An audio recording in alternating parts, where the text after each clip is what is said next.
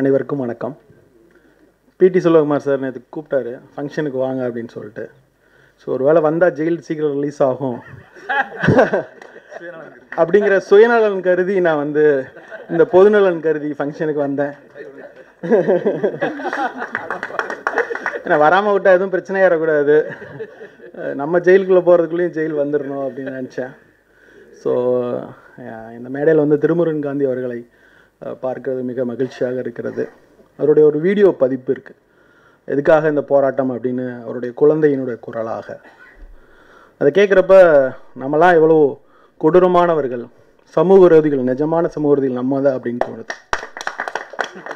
எல்லா சமூக விரோதத்தையும் அனுமதித்து கொண்டு, அதை சகித்து கொண்டு, அவர்களுடன் கைகுலுக்கி கொண்டு, அவர்களை நண்பன் என்று அழைத்து கொண்டு, தலைவன் என்று அழைத்து கொண்டு நாம் வாழ்கிற ஒரு சமூகத்தில் வாழும்போது எந்த சமரசமும் இல்லாமல் இந்த சமூகத்திற்காக தன்னை அர்ப்பணித்துக் கொள்கிற ஒரு மாபெரும் மனிதனை நான் பார்க்கிறேன்.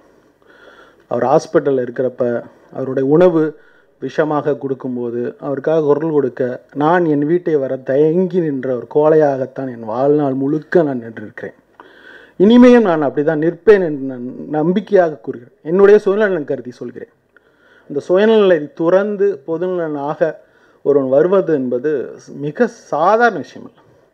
வட்டி ஏதாவது அழிச்சிடலாம்னு சொன்னாங்க. முதலாளித்துவத்தினுடைய கட்டமைப்பே வட்டியில தான் கட்டமைக்கப்பட்டிருக்கு.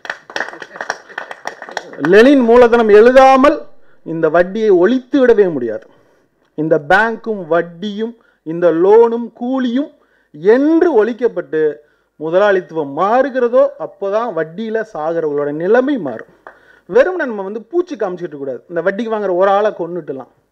முதலாளித்துவத்தை என்னைக்கு அழிக்கிற கைகள் நம்மளுக்கு வருதோ அது வரைக்கும் நம்ம வந்து இது வந்து அமைதியாக குரல் கொடுத்துட்டு இருக்க முடியும், அமைதியாக பேசிட்டு இருக்க முடியும்.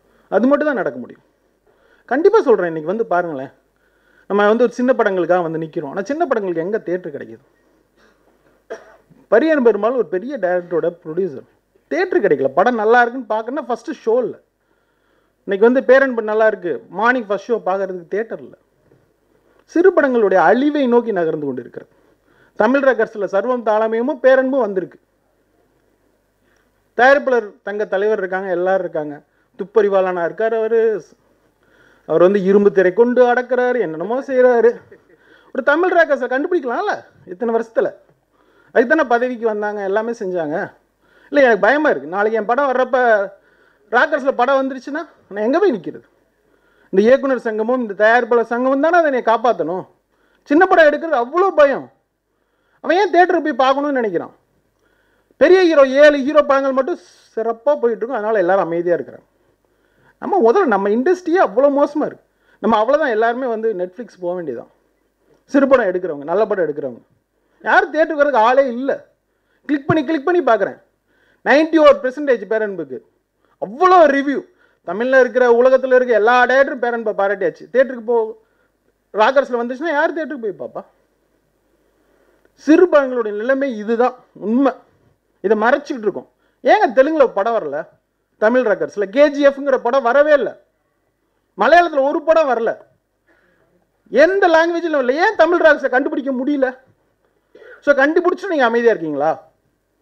என்னதான் நடக்குது முதல்ல எனக்கு தெரிஞ்சோம். என் வீட்டில் தீப்பத்தி எரிய போகுது, நான் எரிய போகிறேன் என் படம் வர்ற அன்னைக்கு.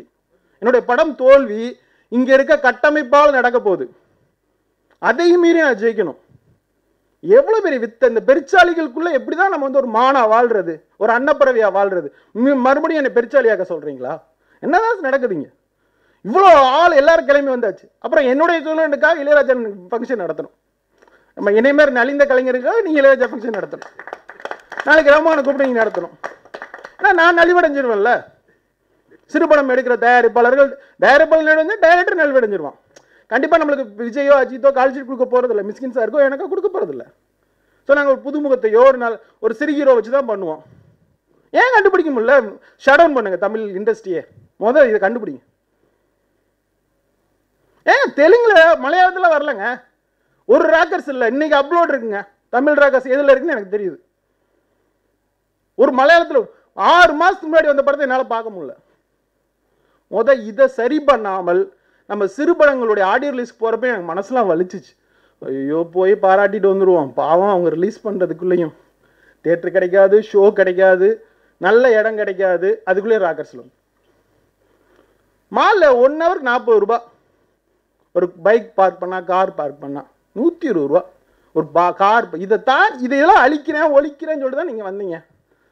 முழு வேலையில் இருக்கிறவங்க தயவுசெய்து தலைவர் பதவிக்கு வராதீங்க. இல்லை அந்த வேலையை செஞ்சு முடிங்க. அதை செய்யாமல் நீங்கள் ஏதோ வேலை செஞ்சுக்கிட்டே இருக்கிறீங்க, ஒழுங்காக துப்பறீங்க. இப்போ ரொம்ப மோசமான நிலைமை இருக்குது. என் வீடு தீப்பற்றி எரிய போகிறது, எரிந்து கொண்டு இருக்கிறது. இப்போது நான் பிடில் வாசிக்க தயாராக இல்லை. எனினும் பொதுநலன் கருதி மாபெரும் வெற்றியடைய என் மனமார்ந்த வாழ்த்துக்கள்.